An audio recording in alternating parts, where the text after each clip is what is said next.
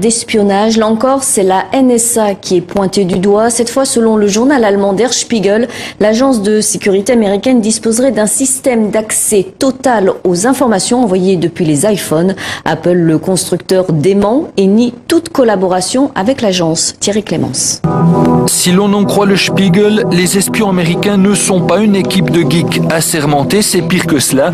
Ils sont aujourd'hui partout, contrôlent tout, ou presque tout, de votre ordinateur privé en passant par votre téléviseur, votre tablette jusqu'à, et c'est nouveau, votre iPhone. En clair, la NSA aurait, via ce que les spécialistes informatiques appellent une porte dérobée ou un cheval de Troie, un accès aux éléments vitaux de votre téléphone, les listes de contacts, les messageries vocales, les SMS et même les systèmes d'activation des micros et des caméras des appareils. Un expert que ne cite pas le Spiegel va lui plus loin. Avec le conditionnel, ce serait lors de la fabrication de l'iPhone que tout serait programmé. Ils auraient placé une application à l'intérieur de l'iPhone au moment de son assemblage et de sa configuration, et ce programme leur permettrait d'accéder à votre téléphone.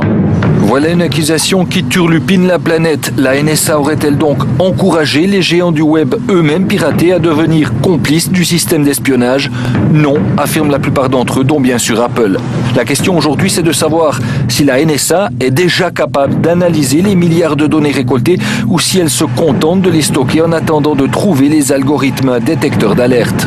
Alors on peut se poser beaucoup de questions en fait sur l'utilisabilité de ces données. La NSA elle-même avoue qu'elle en a trop.